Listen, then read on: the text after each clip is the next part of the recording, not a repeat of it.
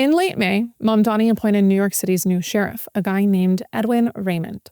Raymond is a vocal critic of NYPD. It's a recipe for success. He is known for accusing it of systemic racism, particularly through arrest and summons quotas that he says disproportionately target Black and Latino communities.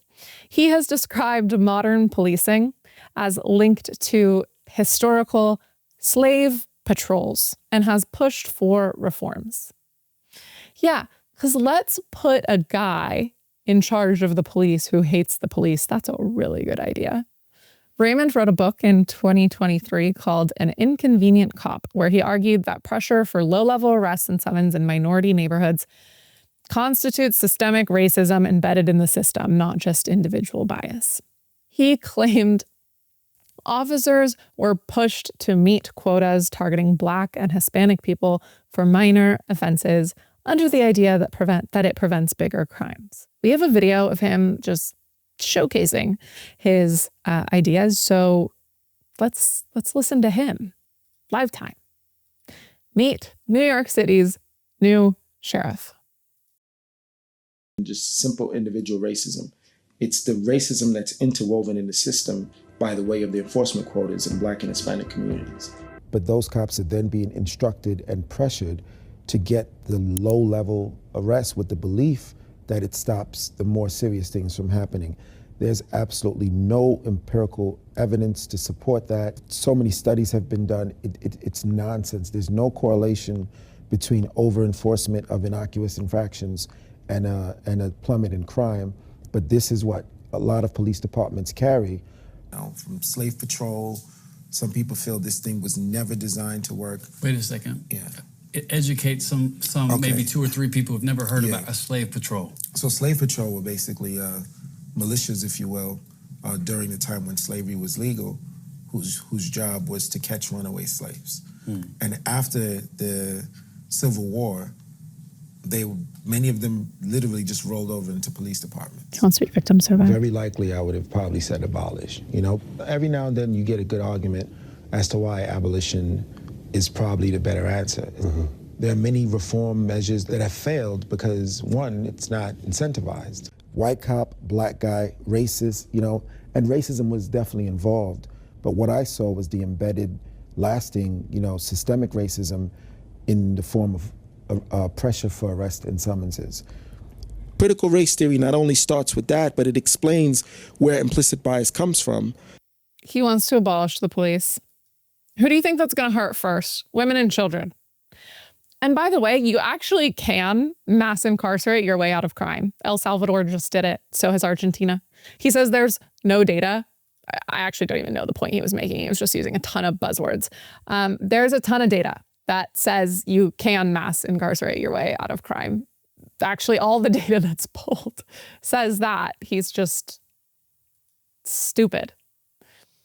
In El Salvador, pre-Bukele, the homicide rates were the world's highest because of MS-13 and Barrio 18 gangs. Then he mass arrested everyone, and there was a 90% drop in homicides. The homicide rates fell to 1 to 2 per every 100,000, which is now safer than many US cities because he put everyone in jail.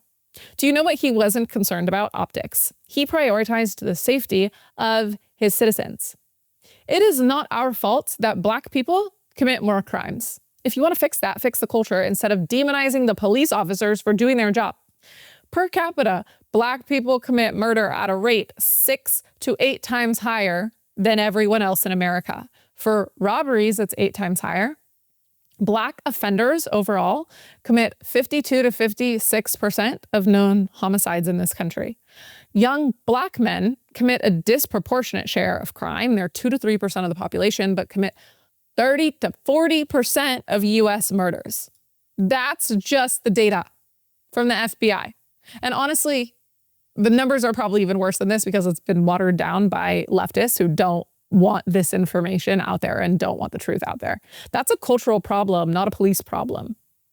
The left has more empathy for the perpetrators than the victims. It's the same pattern that the UK has. That way of thought is what's happening in the UK. It's how the UK got to where they are today.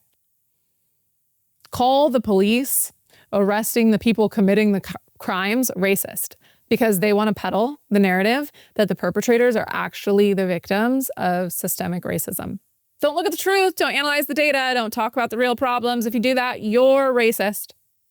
We want a strong police force that cracks down on crime regardless of skin color. We don't want one that's scared to arrest Black people out of fear of being called racist.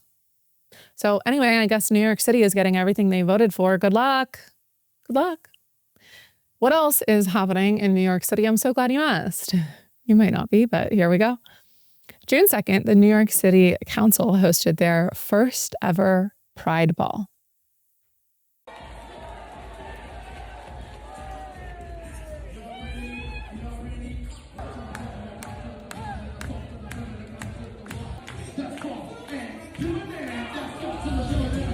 Why?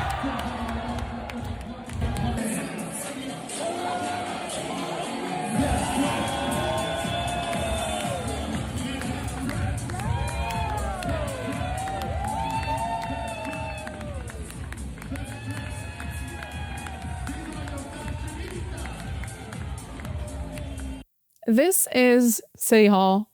We've lost the plot.